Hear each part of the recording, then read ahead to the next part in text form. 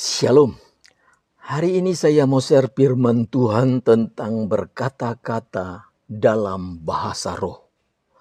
Mari kita mau sama-sama memperhatikan firman Tuhan dari 1 Korintus pasal 14 ayat yang kedua.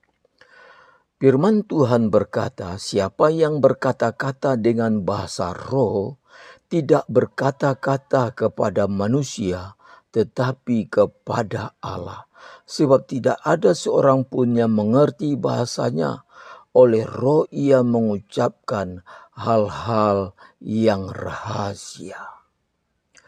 Lewat ayat firman Tuhan ini, kita bisa mengerti bahwa berkata-kata dalam bahasa roh itu adalah roh kita berkata-kata dengan rohnya Allah.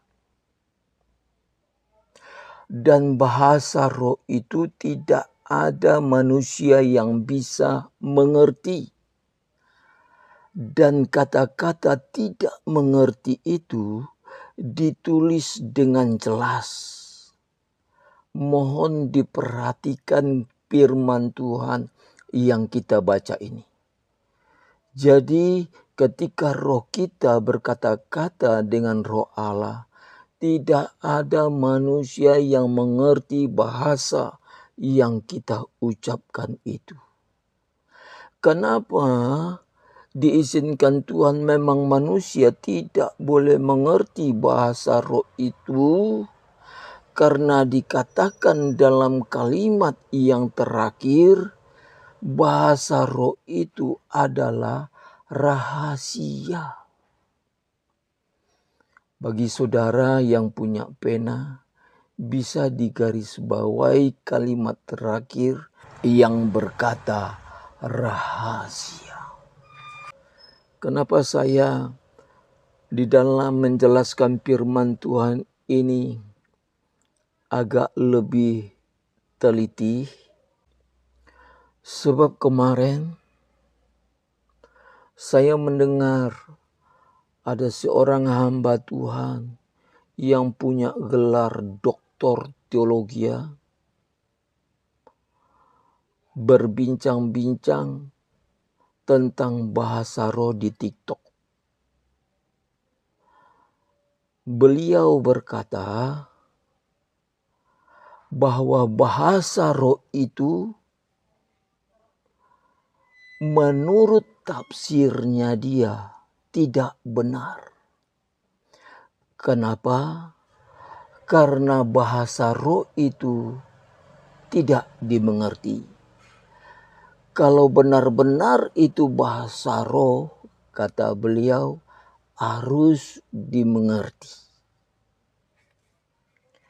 Ketika saya mendengar beliau mengucapkan kata-kata itu, dalam hati saya berkata, hamba Tuhan ini punya gelar doktor teologi, tapi mungkin malas baca Alkitab. Atau kurang teliti baca Alkitab. Sebab apa? Di dalam firman ini sudah dikatakan bahwa bahasa roh itu adalah rahasia. Tidak boleh manusia mengerti. Dan bahasa roh itu rohnya manusia yang berkata-kata dengan roh Allah. Itu sebabnya lewat renungan yang singkat ini saya mau kasih tahu kepada setiap pelayan Tuhan. Bukan hanya yang bincang-bincang tentang Roh Kudus di TikTok saja, tapi kepada semua pelayan Tuhan yang mendengar ini share yang saya sampaikan. Supaya setiap kita pelayan Tuhan itu sebelum menyampaikan firman Tuhan, kita harus sudah mengerti dulu makalahnya. Kita sudah harus mengerti firman Tuhan yang harus kita sampaikan. Kenapa?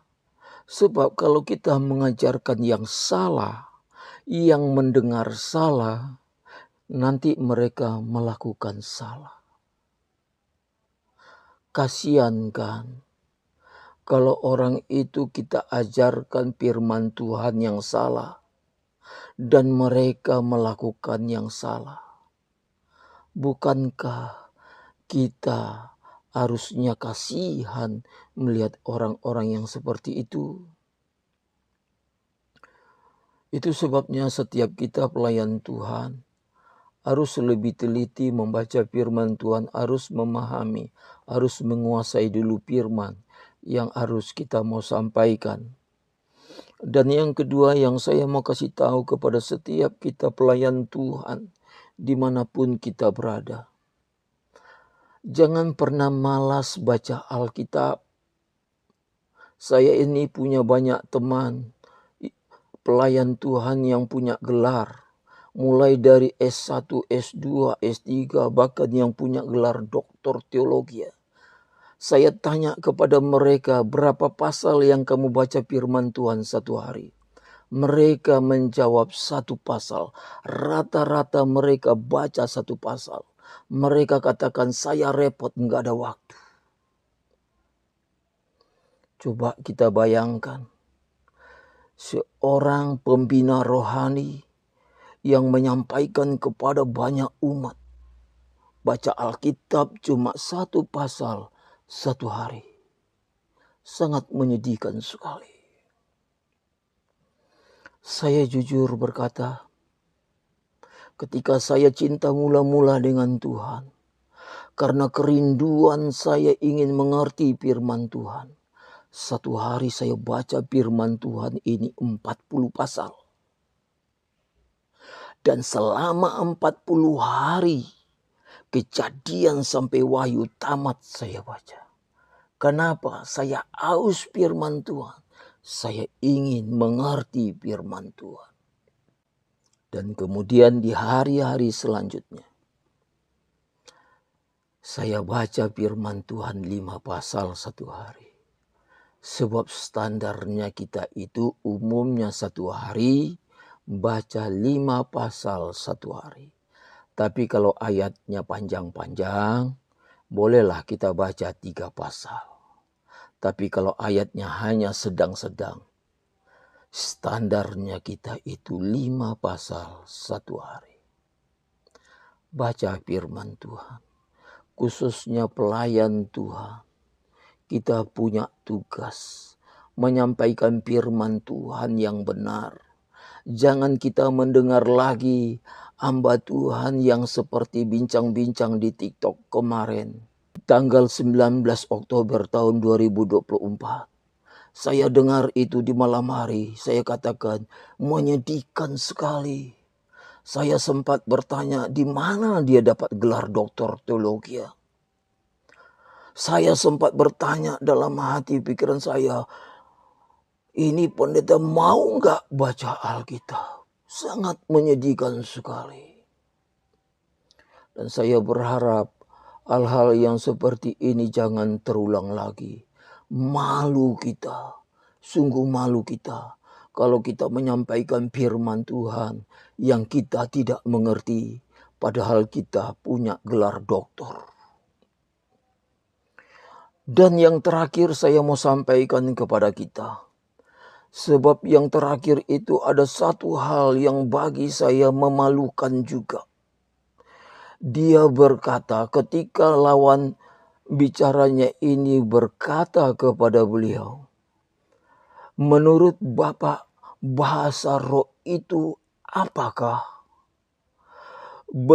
Beliau berkata, menurut tafsir saya. Waktu saya dengar dia berkata, menurut tafsir saya. Waduh, keliru lagi ini pelayan Tuhan.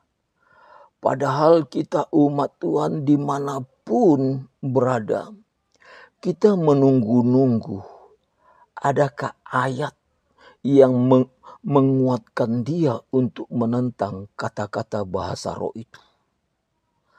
Ternyata dia nggak pakai dasar firman Tuhan. Dia hanya pakai menurut tafsirannya melawan firman Tuhan. Ingat, ini firman Tuhan.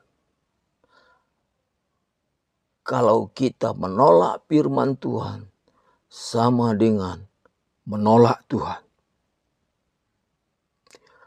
Jangan kita menolak firman berdasarkan tafsir kita. Saya berharap kalau engkau menolak itu firman, minimal kamu punya dasar firman untuk menolak itu firman. Kemarin yang saya dengar dia tolak itu firman. Tidak ada dasarnya. Dasarnya karena dia punya tafsir. Saya berharap kesalahan-kesalahan yang seperti ini jangan terulang lagi. Kalau kualitas seorang hamba Tuhan, pelayan Tuhan seperti ini, kasihan jemaat yang dia gembalakan. Dan saya percaya kalau kesalahan yang seperti ini dilanjutkan terus, nanti jemaat yang dia gembalakan, ketika dia beribadah di gereja Kristen yang aliran karismatik, pasti pindah dia. Dan jemaat yang dia gembalakan pasti kosong nanti. Sebab apa?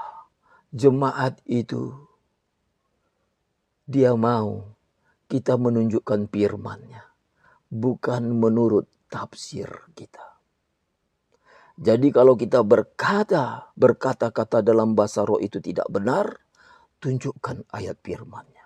Kalau Anda tidak bisa menunjukkan kata-kata yang menguatkan, yang menolak itu kata-kata bahasa roh, lebih baik Anda jangan berkata-kata. Demikian share firman Tuhan. Tuhan memberkati. Jangan lupa like, subscribe. Tekan sekarang juga ya. Tekan sekarang juga ya. Tombol merah.